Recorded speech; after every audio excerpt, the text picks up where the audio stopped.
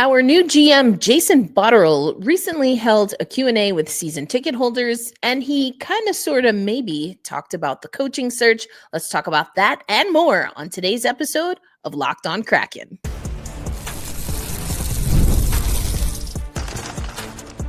You are Locked On Kraken, your daily podcast on the Seattle Kraken, part of the Locked On Podcast Network, your team every day.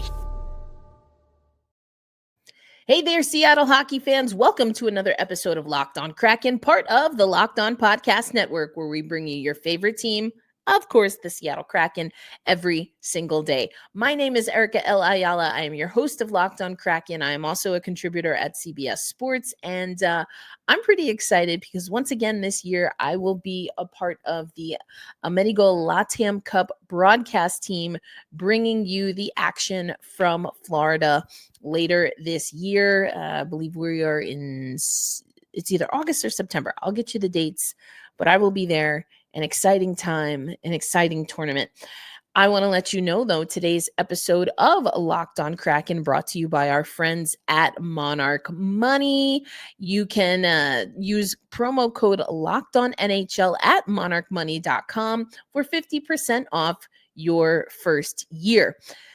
Let's talk about someone who's about to enter his first season as general manager of the Seattle Kraken, and that is Jason Botterill. Now, he sat down with Ian Furness as part of something that's up on the Seattle Kraken YouTube channel, but was a kind of private video chat with him and season ticket holders, where season ticket holders were able to ask a few questions. Coaching did come up. Jessica Campbell did not come up, or at least I don't know what questions were asked, but was not a part of the conversation in the Q&A that Jason Botterill addressed. But what he did say with respect to the coaching search is, we will find the right guy. We will find the right guy. Just to state what I believe is the obvious, Jessica Campbell, not a guy. So I'm assuming not a part of that conversation. You know, I had an episode where we talked about why Jessica Campbell shouldn't be the next head coach of the Seattle Kraken. Some people disagreed with me in the comments, and I love that we or some of us are there as a society where we're not just saying no because she's a woman. I actually love that. I wasn't anticipating that as much as I did see in the comments, but as if you watch that episode, as the everydayers know, as the OGers know, as our insiders know, I love Jessica Campbell's philosophy. I think she could make a fantastic head coach if that's something that she wants to do. And no, we shouldn't just make her the head coach of the PWHL team, which officially is not affiliated as far as any ownership or pipeline to the Seattle Kraken. But my reasons, one of the chief reasons why I don't think she should be the next head coach is because she needs a little more experience. And anyway, I wanted to point that out. We will find the right guy. What we also heard from Jason Botterill is that the process, which he said they're leaning into, includes, of course, one-on-ones with the candidates themselves. It also includes background checks or kind of doing some research, references, things of that nature. And then they rely a lot on internal resources. People who have come into contact with some of the candidates that are out there. A lot of people in the Seattle Kraken organization have ties to each other, and there's a very because they have ties to Ron Francis. There's a lot of that happening in the Seattle Kraken organization, but also people in the Kraken organization have ties elsewhere or have overlapped with not just Ron Francis, but other people who perhaps are available or are potential candidates. So that is what Botterill had to say with regard to coaching. That is to say, he didn't say much, except I thought the quote, "we will find the right guy," was interesting given some of the conversation that we've been having on Locked On Kraken and that I see in the comments on YouTube. And I love it. We've been getting comments on that video really since we posted it. So continue to let me know your thoughts. I remember asking the audience, so to speak, what is the pipeline for younger coaches to find their way into what seems like a very small coaching carousel. When we say coaching carousel, just to be clear, it seems like it's a term that we use to say that if a coach gets fired or coaches get fired in a singular season, you kind of just shuffle the deck, so to speak, or you toss the bottles around, and one of those coaches that just got fired will get hired somewhere else. It's rare, not that it hasn't happened, but it seems to buck the trend in the NHL to bring up an up-and-coming coach, and instead a lot of people opt to bring in a coach that's had a few stops.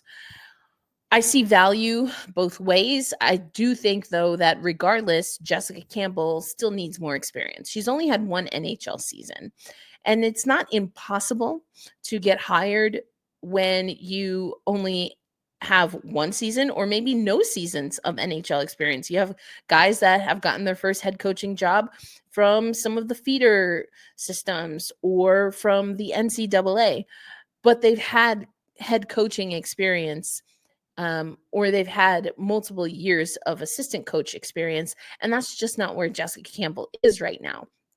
So it would behoove her to get that experience. And I'll be honest, I tried to stay away from this topic in the initial video, but something that I said in response to a comment that we got is that carousel, we've never had a woman as part of the carousel. We've never had a woman as a part of coaching in the NHL, period, until Jessica Campbell.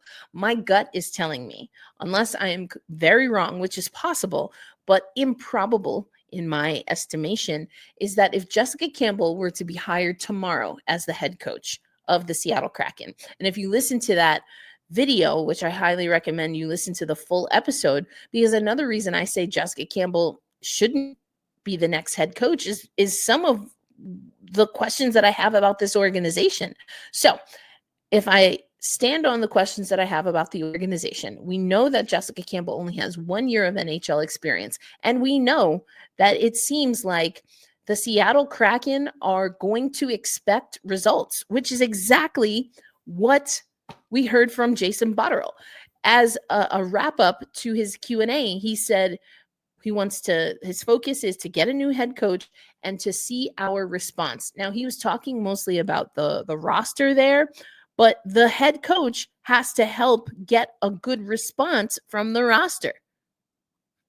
Probably what got Biles McCanned. If Jessica Campbell, and that was my second argument, I'm giving you all three arguments right here. Jessica Campbell comes from the Bilesma development tree. She doesn't have a lot of NHL experience, 1 year actually.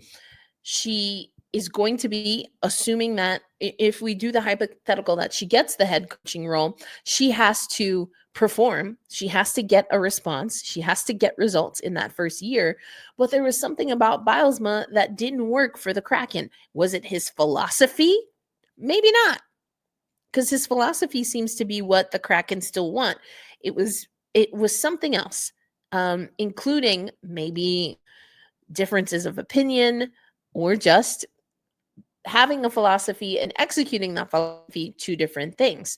So there's just a lot of different reasons, three main reasons for me why Jessica Campbell isn't the right fit. But coming up throughout this week, I want to continue to talk about some coaches that perhaps are being considered by the Seattle Kraken. We keep hearing some names. We hear Lambert. I talked about that. Mitch Love, David Quinn, Jeff Blazehill was one of the names just recently hired by Chicago.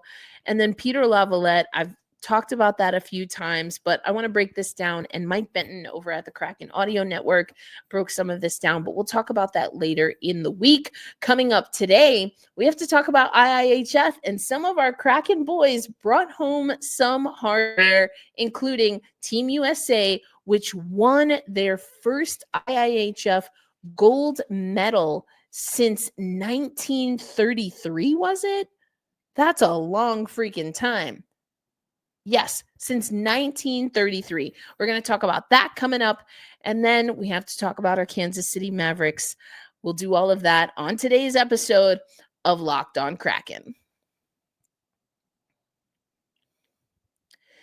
Have you ever looked at your bank account and wondered, where did all my money go? Yeah, that was me. I should say that was me until I started using Monarch Money specifically for my business accounts. And that is because Monarch Money is your personal CFO. It gives you full visibility and control over your finances. So, what does that look like? How is that different? Well, Monarch Money isn't just a budgeting app. It is a complete financial command center. And I love that because command center is so appropriate for what and how I use Monarch Money. You can look at your accounts, investments, and spending all in one place. So you stop just managing your money and you start building wealth. I love the all-in-one convenience. I don't have to look at multiple apps, even really my bank account. I can get a clear snapshot of everything. The cash flow dashboard is my favorite. That's so important as I'm trying to do projections, weekly, monthly, quarterly projections to see if I can bring on different staff or contributors. I can look at that cash flow, see where I need to move some of my attention, things of that nature. Easy collaboration. If you are working with a business partner or a life partner, you can link things and it's smoother than ever. Track shared and personal accounts. You can set goals, whether you're doing that with someone else or by yourself, and you can stay on the same page without the stress. So I want you to take control of your finances just like I did with Monarch Money. Use code LOCKEDONNHL at monarchmoney.com for 50% off your first year. That's monarchmoney.com, code LOCKEDONNHL for half off. That's a good deal. That's a good deal. Your first year. Go check it out. Seattle hockey fans, welcome to another episode of Locked On Kraken, part of the Locked On Podcast Network, where we bring you your favorite team every single day. Every dayers, hey, what do you say? Seattle hockey fans, grateful to have you here. Our insiders, everydayers, thank you so much for your comments. I talked about that in the first segment. Want to get into the IIHF World Championships. Haven't done an update in a little bit here. We know Canada unfortunately ousted early, didn't make it to the medal round because of big bad Denmark, one of the hosts. What a time for them. We'll talk about where they ended up finishing, but USA all the way. And we had a few guys, Mike Eyssimont, might have heard of him. Matty Beniers. Yeah. Jason Botterill definitely talked about him on the Q&A. And Joey. 3 guys, gold medalists, helped bring the first gold medal to the USA in men's, because, the women been crushing it. The men's IIHF World Championships since 1933. Holy cannoli. That's a long time. All right, here we go. Matty Beniers in 10 games, 3 goals, 3 assists. Mikey Eyssimont in 9 games, 8 or 9 games. My notes are a little scribbly here, but either way, had 1 goal, 2 assists. And Joey Daccord, 3 games, 3 starts, and had a 2.0 goals against average, a 919 save percentage, went 2-1 in the tournament. It was great to see him. I talked a few episodes ago about him going head-to-head with Philip Grubauer. So congratulations. What a game. A tight game versus Switzerland, one of the other hosts. Tough loss for Switzerland, but what a game. What a time. What a tournament for the United States, giving a little bit of buzz as we get ready for an Olympic year. That's something else Jason Botterill talked about, the Olympic year. We will definitely talk more about that. I think our everydayers know that I am accredited for the Winter Olympics. I will be there covering ice hockey, an exciting time. Other players, stick taps to Adam Larsson, who won bronze with Sweden in 10 games, had 1 goal, 3 assists. Oscar Molgaard had a great tournament. And although Denmark did have that fantastic defeat over Canada, couldn't quite get to the medals. And we'll talk about that. But 1 goal and 6 assists in 10 games. And so there, of course, were the standings.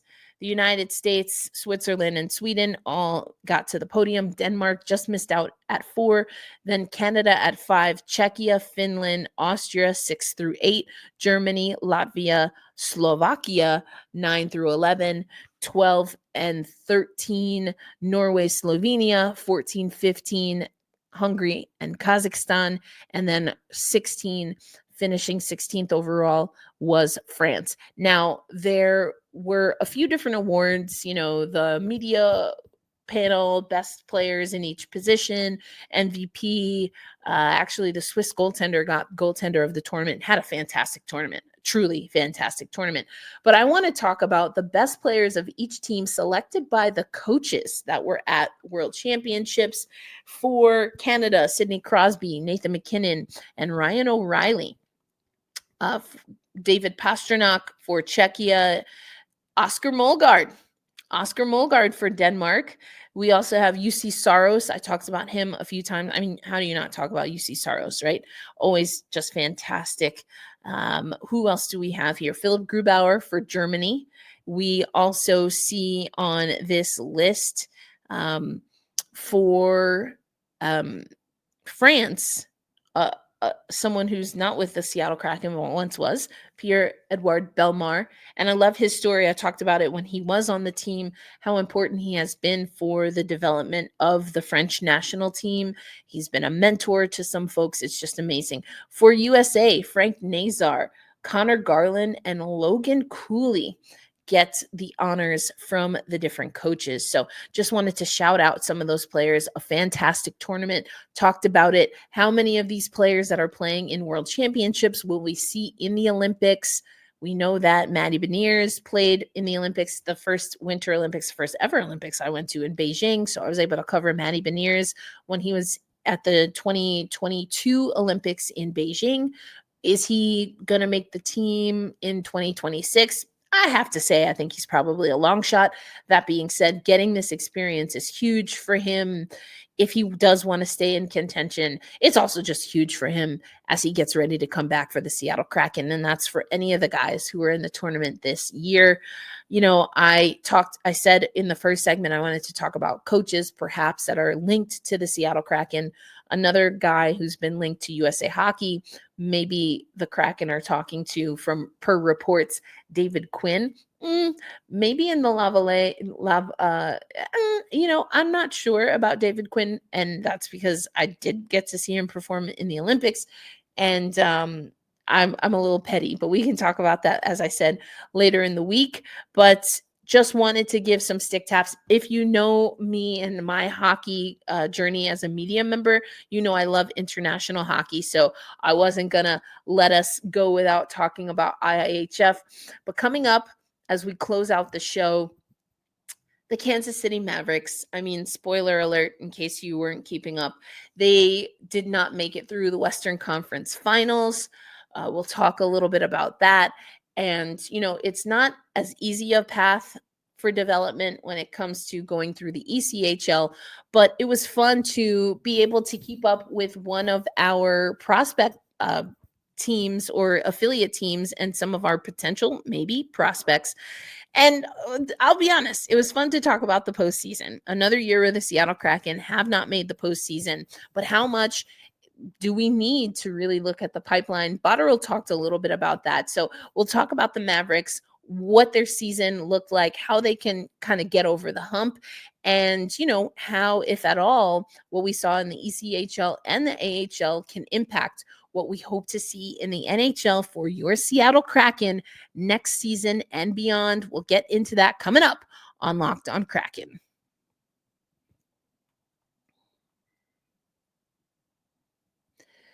And thanks as always for making Locked On Kraken a part of your daily destination. Erica L. Ayala, your host here. And a reminder, you can follow us on TikTok. If you're not already subscribed, make sure you subscribe to Locked On Kraken. The best thing also is to hit the notification bell so then you know, because we schedule the episodes. Or sometimes I go live. I've done that before. So make sure you hit the notification bell in addition to subscribing. That's just an extra way to make sure you never miss the action. Okay, so Kansas City Mavericks fell short to the Toledo Walleye. Really tough matchup for them, and they couldn't get over the hump. Toledo wins the series 4-1 after a 5-2 win over the Kansas City Mavericks in Game 5. And, you know, the Walleye just got off to a really hot start, and even though Kansas City got one back, just too much. Now, I talked so much about Jack LaFontaine. I remember being very excited. I talked about it. Everydayers and OGers, you probably remember. I've been talking a lot about Jack LaFontaine. We have an interview with Jack LaFontaine from training camp. I like the guy. I liked that he was going to be in our pipeline, in our system. We've seen him in the AHL a little bit, but this was just a feat too high. Jack LaFontaine was really the only goaltender that we saw in action. And, you know, it didn't work out. It didn't work out for him.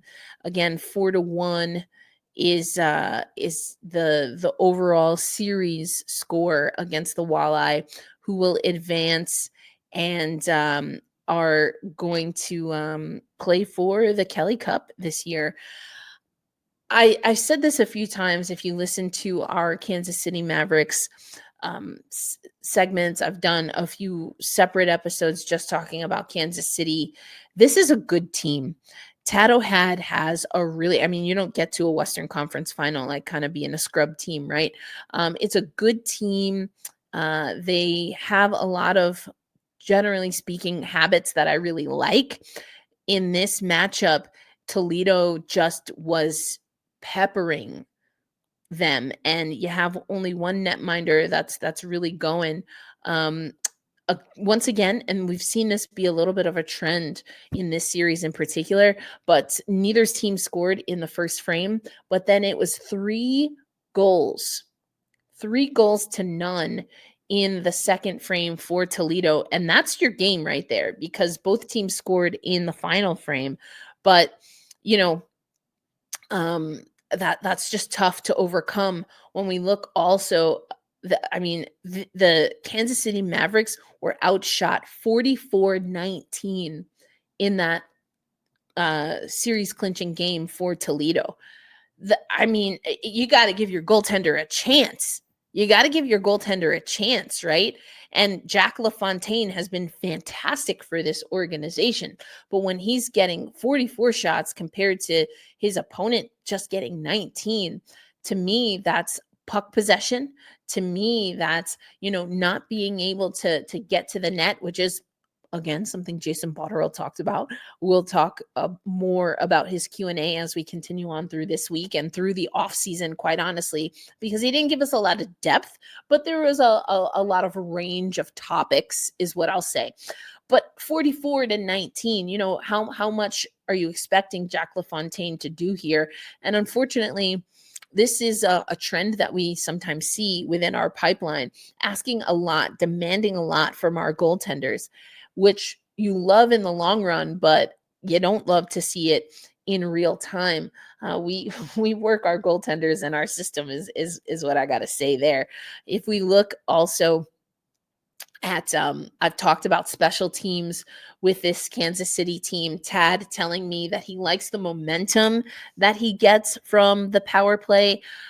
But you're down in a series. You need a win desperately to keep your season alive. And you get 6 power play opportunities and you only convert 1 time. I get it. You want that momentum. And I've seen it firsthand in that series against Tulsa. I talked about it. And I thought he was absolutely right. Scoring seconds after the power play is officially over, but that's not always happening. And so I appreciate what Tad is saying about momentum, and that momentum needs to carry over it really needs to carry over. Yes, but you also have to be successful on the player advantage. They also gave up 5 power play opportunities. We know this is a Kansas City team that can play physical. I've seen that teams take the physicality to them because they're a skilled team as well. And I do think that there's a little hot-headedness still with this young squad. Again, you give up 5 power play opportunities here. And if we look at some of the penalties on the books here, you have roughing, slashing, misconduct. Listen, I want you, and Tad and I have talked about this. You absolutely have to protect your team. There's also a balance, and getting slashing calls or tripping calls can sometimes just be you're not going body to body and you're getting caught. And so you're trying to catch up, tripping, slashing, but the roughing, the misconducts, now you're putting your team at a disadvantage. There's a fine line between protecting and standing up for your team and knowing when you have to just kind of absorb that, at least for a time, until you can get into rhythm, into flow. So those are some of again, this is our ECHL team, a young team. There are things that we want to see be refined. And if some of these guys are going to make their way up, I don't know how many come all the way up to the NHL, but these players will be in and out when it comes to the AHL, and thus playing with players that we most definitely will see in the NHL. Yanni Newman, is an example of that, potentially. Berkeley Catton, where is he going to end up in the next couple of years? We'll find out, I'm sure, soon, hopefully. Well, really, we'll find out after training camp. These are some of the things. And so I love what Tad is doing, and the growth opportunity for me from what I witnessed and how this season ended is just continuing to refine the discernment needed to play when teams are going to get physical with you. Sometimes teams get physical with you because they're not as skilled and they have to slow you down by any means necessary. Other times, teams get physical with you and they try to toe that line, and maybe even will sacrifice taking some penalties themselves if they look at your special teams and they know not only are you not converting, but you have a propensity to go fly off the handle. There's a Wicked song playing in my head. I hope you're happy. I hope you're happy now. Anyway, I'm not going to do a sing-along. Not tonight. Anyway. Late night had some tech issues. I'm in Vegas right now, so on Pacific time, which I really enjoy, but sorry for some tech issues here. Hopefully we'll get it sorted out for the next few days. Anyway, those are some of my observations from how this season ended for Kansas City, but also from what I've been able to witness and see and the conversations that I've had with Tad. So wishing them the best for next season. Love what they've been able to do. They're really growing some consistency and getting deep to the postseason. Want to see them get over the hump, get to the finals, and of course, win a Kelly Cup. How does this relate to the Seattle Kraken? Well, Jason Botterill, I don't think I've heard him speak one time or where he was referenced, or quoted, where he didn't talk about young players. Of course, Matty Beniers. Of course, Shane Wright. I've talked a lot about them. I love how Jessica Campbell sees their game and their growth opportunity. I told y'all, I've been telling y'all for months, Shane Wright noticeably put on weight. It was huge. Jason Botterill talked about that as well. But what we also hear is that the off-season planning, not just for the young guys, but for all of the players, is really about getting these guys in good conditioning. The reason I wanted to put a pin in what he mentioned for the Olympics is because we're going to have more back-to-backs. The Seattle Kraken were terrible in back-to-backs last season, and it's inevitable. It's coming again. And so one of the things, as far as part of the off-season process, part of the player development plan, and part of executing that plan, either for players staying in Seattle or working with their own strength and conditioning coaches, is about the conditioning piece for sure, but then also skating, speed, things of that nature. For some guys putting on weight, I think Matty Beniers could afford to put on a few pounds. Shane put on a few pounds, and it did impact his game. I thought he looked great from a physical perspective. It's more of getting confident and comfortable in the mental side of the game. That's going to be huge for him. So, another thing I will say before we close out today's episode, I'm looking at my notes again, is that the reason that young players are so critical, I think, for Jason Botterill is also because of that Olympic calendar, which we are expecting to get the calendar in June, July, so in the next couple of months. But it sounds like Jason Botterill and the Seattle Kraken want to be strategic. So let's just prepare ourselves for this now. The Seattle Kraken want to be strategic on their call-ups next year because they know that they're going to have a lot of wear and tear with back-to-backs, and they know and are hoping and expecting, and again, the IIHF tournament might have been indicative of some of this. They're expecting that members of the Seattle Kraken organization will be at the Olympics, and they want that for them. I love that the Kraken are embracing that. They want that for them. So maybe that doesn't mean young guys called up early on. Some, I think, will. Newman's probably one of them. Not necessarily a call-up, but I think he probably makes that roster.